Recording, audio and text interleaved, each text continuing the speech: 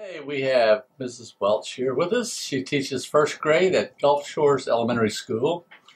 I happened to be in her class earlier today, and her students were taking their iPads and beginning to look up in the Alabama Virtual Library information about Australia. Tell us a little bit about why that was occurring. My first grade class, we picked Australia as our project that we were going to do. Each first grade class is doing a different continent. And my students today and for the next few weeks are researching the animals of Australia. And then they are going to take that information that they've written down and found, and they're going to be making a brochure on pages on their iPads that they will then present to other classes and to parents when parents come. So they're going to be doing all of this primarily using technology instead of pencil and paper. Is that right?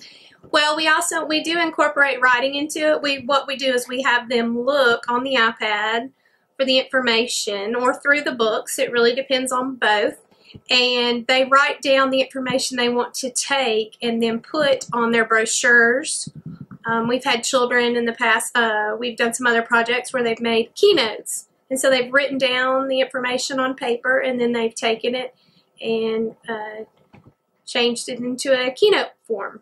That doesn't sound like anything that of course I was in school a long time ago, but that doesn't sound like my school at all.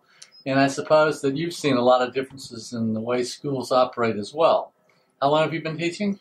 This is my 23rd year of teaching, and school has definitely changed from when I started teaching long ago. Even in the last 5 years in my classroom alone, I am one that was slower to take up the technology, in a lot of ways just for fear of not knowing some of it, but I found that children are excellent teachers and are able to often help you if you're unaware.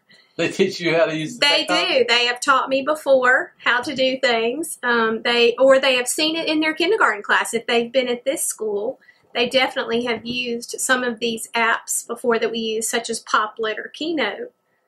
But it's no longer sitting with your desks in rows quietly doing a worksheet or listening to the teacher lecture. It is more of the child being active in their own learning. And does this result in more learning, better learning, different learning, what? It actually results in better learning in my classroom, and I think across the board you can see that. I see that my children that are very bright go above and beyond what guidelines I've set for them. And for the children who are struggling readers, often that is an area where they find some kind of success. They may not be able to read very well, but they can take what information they've heard or seen through a video, and they can make a keynote or a Poplet or even a brochure because they can just kind of do their own spelling, but they can pull in those pictures, and they're very excited to have something they're successful at. You talk about projects that they do. Is that an important part of the learning process, to be involved in doing projects? Yes. I think you need to have something, giving them a subject or an end goal in mind. In my classroom, the children are given very specific guidelines of what I'm looking for. For example, my children had done a Poplet on community helpers. So they knew the guidelines. They had to have at least 4 different community helpers, tell about each one. They had to go on Alabama Virtual Library. They had to find pictures, or they had to find pictures somewhere in the room and take pictures, and they pulled all of this together and they made a Poplet on their iPad. So everything has guidelines. I think you have to have at least a path for them to follow. Often they stray off that path, but it ends up becoming an amazing project that they've done that pulls in more than I even asked of them.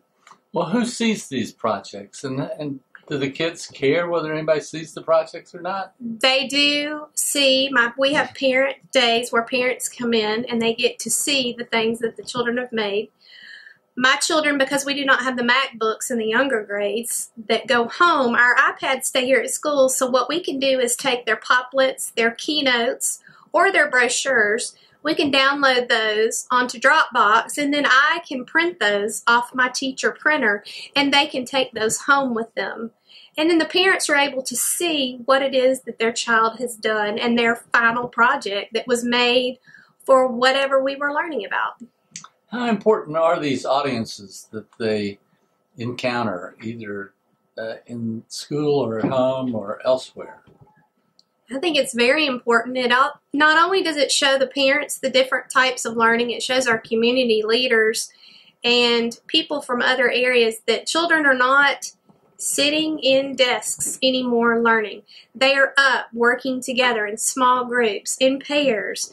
They are learning something. They're then able to take that information and put it in some kind of format that can be shown what they've learned. For example, you and I used to do book reports. Well, now children can do book reports, but do it in the form of a poplet or a keynote or even an iMovie.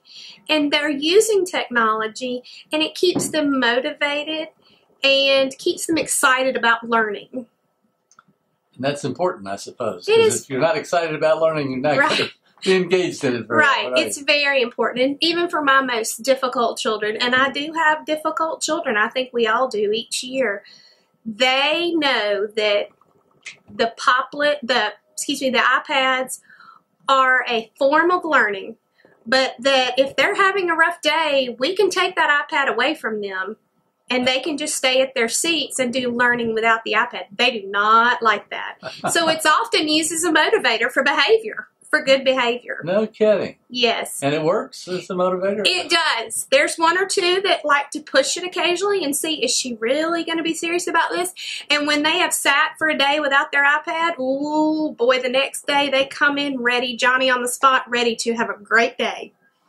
One of the audiences I hope will watch this interview are students who are currently in college trying to learn how to be teachers. And one of the things that I've found is that they come thinking that they're going to be taught, that they're going to teach like they were taught, that it's just going to be like the school they went to school in.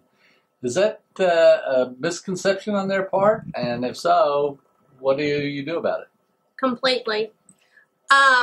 And I even had to change the teaching format in my own classroom. And you can ask anyone, I was one of the harder ones to sell this to.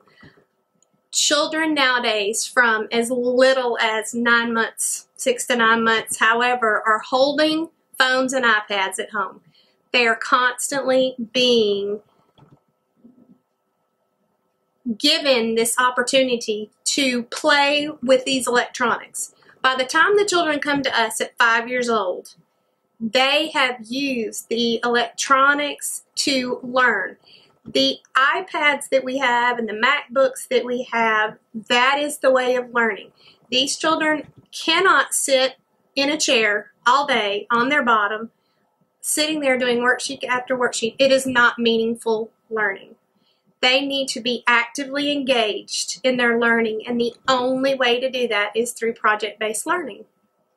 Well, how does that affect the nature of the class? I walk by some of the classes and they sound sort of noisy to me. Yeah, it does. It's something to get used to. You have to, well, the first thing you have to do, obviously, is you have to set up what are your expectations. And we constantly go back and review what is required. What am I looking for? What is the level of noise going to be in the classroom? Who are you working with? How are you speaking to one another? And I think once you've set up those expectations, those guidelines, then as they are working, your job as teacher is to walk around and to monitor noise level. Are they actively engaged? Are they following what they need to be following to learn the concept you want them to learn? One of the things that intrigues me about this is that, when you stop and think about it, the parents of the children that you have in school right now, they went to schools that had no technology to speak of, or maybe none at all. I don't. Yes, Right. probably so. Probably a lot of them went to school, and how do they react to this? And do you have any sort of comments that you'd like to make to the parents about this new way of teaching if any of them watch this? Yes, that we often have had parents come in and say, I feel like my child's playing on the iPad all day. They're not learning anything. That is what is so wonderful about these projects that we have. With the writing that they do prior to making their projects on the iPads, I've got some documentation to show parents. This is what they did. They went on Alabama Virtual Library. They looked up about possums. They wrote everything they learned about possums. Look at all the pictures and the videos they pulled. Then they pulled it over here and they made this wonderful keynote presentation. That's why we also have our open days for parents to come in and see what's going on. It is a different way of learning, but when you sit there and show them how you've tied this to the Common Core standards and how everything you're asking them to learn versus just learning it by reading it in a book, putting it into these projects for them, they're really actively engaged. They're enjoying it.